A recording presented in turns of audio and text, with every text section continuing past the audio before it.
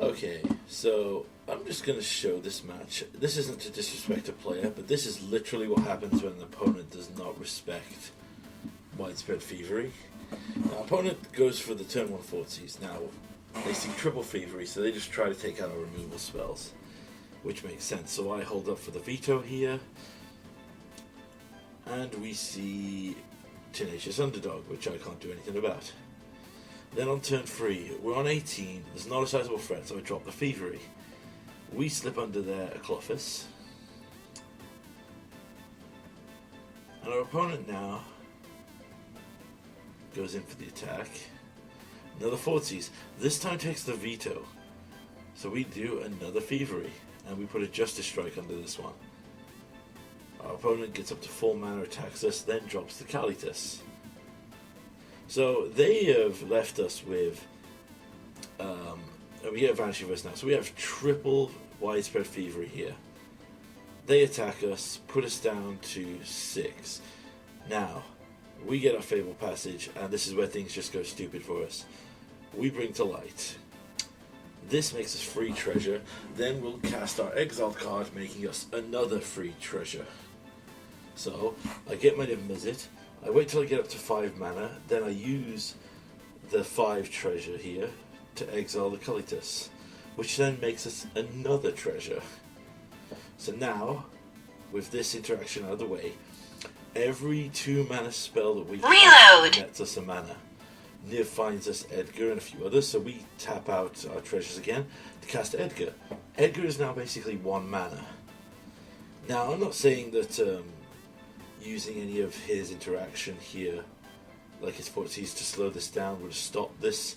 But basically at this point, it's not exactly a game, but it's getting close. So what our opponent is as well is, I realise coming here, I actually use Drowning the Lock here just to trigger things so I can get a Clophis on the field. Or is it not the Clophis this turn? I can't remember. Our opponent is basically an Invoke Despair deck. They're looking to basically hit a huge drain on the spell. So there was an out where they could have hit it. However, if their deck is designed to drain us out and do like interaction with black, I think he really misread the Widespread Fever here, because as you see here, it's look through your top 5 cards, find something for later, and make absurd amount of mana. Like, we get the win here pretty good here, but I want to say this. Once we had finished doing all this interaction that you're seeing here, we use all of the spells of the Widespread Thievery, and we have a Yorion with mana to cast it and do it. So we would cast a Yorion here with the treasure alone that we've got, which would reset all of our Widespread Thieveries, giving us more hideaway cards and then Mizzet. And we could even flip Edgar back. Like, this is, for lack of a better term, absurd. Now, if our opponent had taken away our and our opponent concedes here, if our opponent had taken away the Thievings, they would have limited our mana and also limited the amount of stuff we could produce, because as you know, Invoke Despair wants you to have less creatures, enchantments, and other stuff on the field.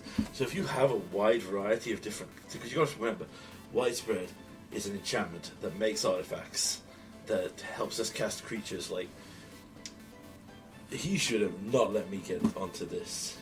And just for the sake of things, I will show you game 2. This is the Niv deck I've been currently working on the most. So what I want to show here in this interaction is, I keep this hand, and I'm just going to say it's a controversial decision here. He takes Dreadbore, and there's a reason for this, so I believe that was the right call here, because he has a turn 3 Liliana, spoiler. And his plan obviously is, let's protect this Liliana, because she can kill the Wandering Mind, and we can maybe get some other threats before then. He doesn't know that I top deck the Vanishing Verse, so that's nothing against anyone. So here, we now go for Wandering Mind. And this is where things become essential to this. He gets Fortsies now, clearly wanting to take out our Bring to Light. not realizing that we've now top decked another one, so to save his face, he just decides to take out Drowning Lock. But then he Fort Seizes again, which I assume must be a top deck, because he just leaves me with 2 Bring to Lights. Like, I understand Reload! we'll overlook the card of this, but I'll say this for anyone who's playing against Niv Mizzet decks. Do not leave the Bring to Light. The power of a Niv deck, and I've said it with the Commander decks and everything else I play, is the ability to reload.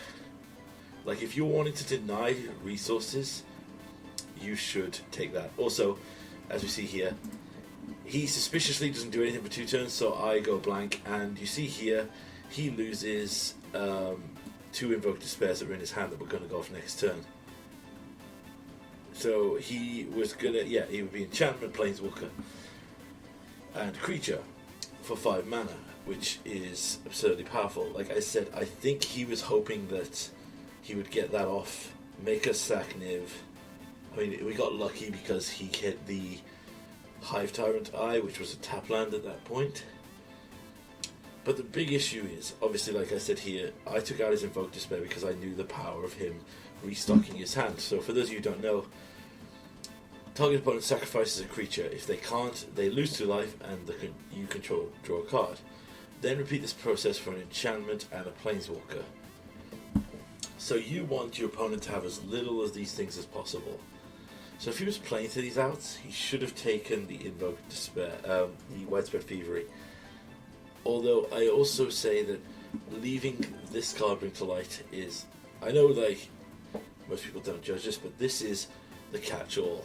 So as you saw here, we got a Niv, we reloaded, and then we even were able to grab one of our sideboard cards, Go Blank, which forced him to lose both his Invoke Despairs and exile his graveyard. Now I was expecting underdog, Tenacious Underdog, but yeah. So as I said, game 1 shows what happens if you do not respect that Widespread Thievery, and why it has probably now become my favourite card, definitely printed this year, in terms of just power for all formats on Niv. And I think it will be number 1, which will be really weird for my number 1 card to not be multicolored. Thanks for watching this quick video.